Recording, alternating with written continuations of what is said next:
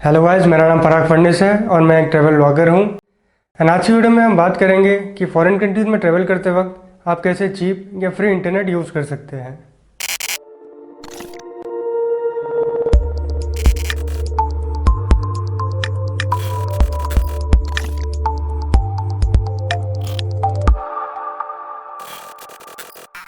Welcome to the 7th episode of first solo travel FAQ। अगर आप इस series के पिछले 6 एपिसोड देख चुके हैं तो आई एम श्योर कि आप कहीं ना कहीं ट्रैवल करने के बारे में सोच रहे होंगे।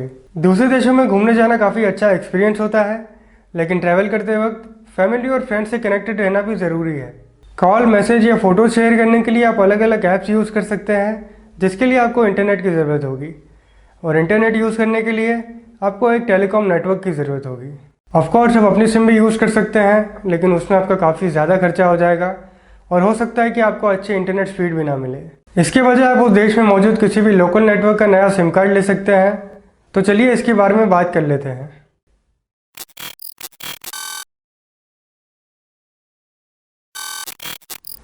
किसी भी देश में ट्रैवल करते वक्त सिम कार्ड खरीदना बहुत ईजी होता है। आप एयरपोर्ट से या सिटी में एंटर होने के बाद अलग अलग कंपनीज के ऑथोराइज स्टोर से इन्हें खरीद सकते हैं। क्योंकि आप उस देश में ट्रैवलर हैं तो आपको प्रीपेड टूरिस्ट सिम कार्ड लेना पड़ेगा, जिसके लिए आपको मोस्टली सिर्फ पासपोर्ट की ज़रूरत पड़ेगी। और आप जहाँ से सिम खरीदेंगे वो आपको महंगे से महंगा पैकेज बेचने की कोशिश करेंगे, लेकिन आपको अपनी ज़रूरत के हिसाब से पैक चूज़ करना होगा।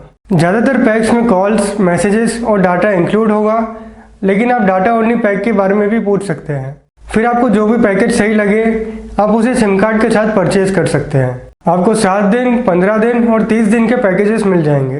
फिर दूसरा ऑप्शन जिसके लिए आपको अलग से पैसे खर्च करने की ज़रूरत नहीं है वो है वाईफाई।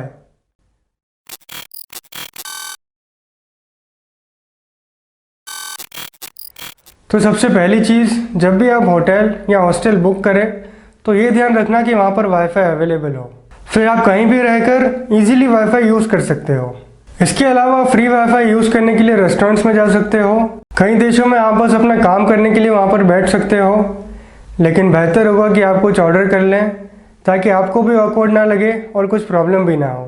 दूसरा ऑप्शन है पब्लिक स्पेसेस, जैसे एयरपोर्ट या ट्रेन और बस स्टेशन। जब भी आप ऐसी किसी जगह पर हो तो चांसेस है कि आपको फ्री वाईफाई मिल जाएगा, और हो सकता है कि आप जिस बस या ट्रेन में ट्रैवल करेंगे उसमें भी आपको वाईफाई मिल जाए। वियतनाम में हमने काफ़ी बार ऐसी बसेस में ट्रैवल किया था जिसमें वाईफाई अवेलेबल था। बस फिर एक बार आपके पास इंटरनेट कनेक्शन होगा तो आप किसी भी ऐप को यूज़ कर सकते हैं और इजीली किसी से भी कनेक्ट कर सकते हैं या ऑनलाइन अपना काम कर सकते हैं।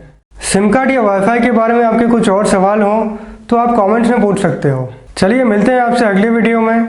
इस वीडियो से आपको थोड़ी भी मदद मिली होगी तो प्लीज़ वीडियो को लाइक करिए और चैनल को सब्सक्राइब करके बेल आइकन पर भी क्लिक करें। Thank you so much for watching. धन्यवाद।